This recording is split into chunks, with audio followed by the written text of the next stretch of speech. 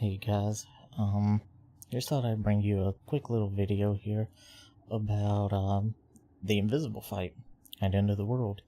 Very irritating fight that we have never really been able to find a fast and consistent strat for. But we may have a new strat now that we can kind of do. I was talking to ViolinGamer the other day during one of his streams, and he brought up that he had a consistent strat for this fight. Now, I don't really think any strat in this game is truly 100% consistent, but from what I've tested with this fight, it seems to work more often than anything else we have done. So, figured I'd make a video detailing what I look for during the fight, and hopefully, hopefully it'll help some of y'all. So what I'm going to do first is I'm just going to go into the fight, do the fight, and then after that I will go back over the fight and point out all the small details. So here we go.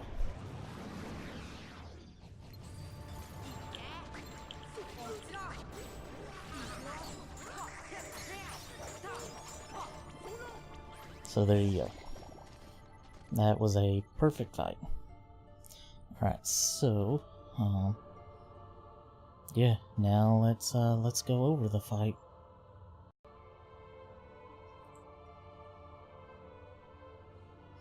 Alright guys, so here we are. Going to slowly go over exactly what I look for whenever I'm doing this fight. So first thing to note is as the fight is loading in, pretty much as soon as I can, I lock on. So, with that being said, okay, so as you saw there, fight loaded in, immediately locked on. Ideally, you lock on to this right invisible.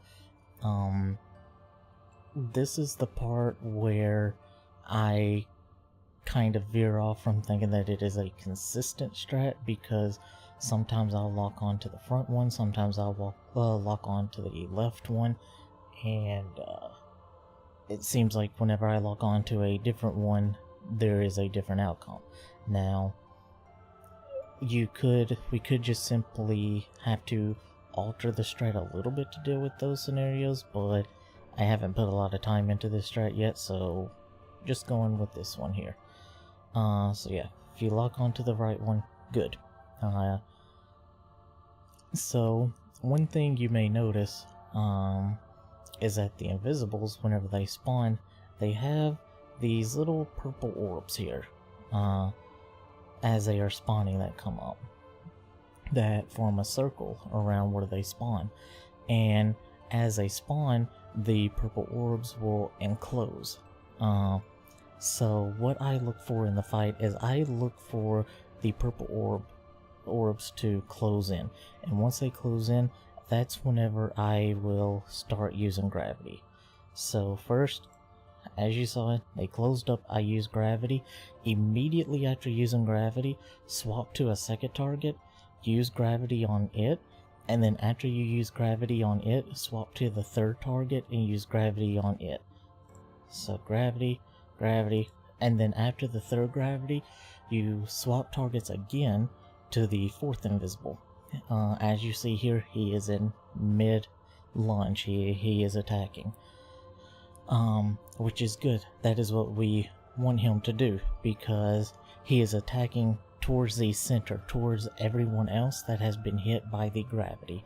So what we are going to what you want to do is you want to try to back off a bit so you don't get hit, and then use R's on that invisible. If you do get hit, it's not bad though. I've had plenty of fights where I do get hit, and I just simply, whenever I'm able to use R's, I use R's, and I still get a DM-less fight.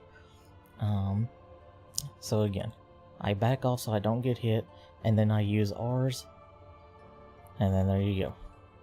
Every one of them's dead. So yeah, hopefully this helps some of y'all.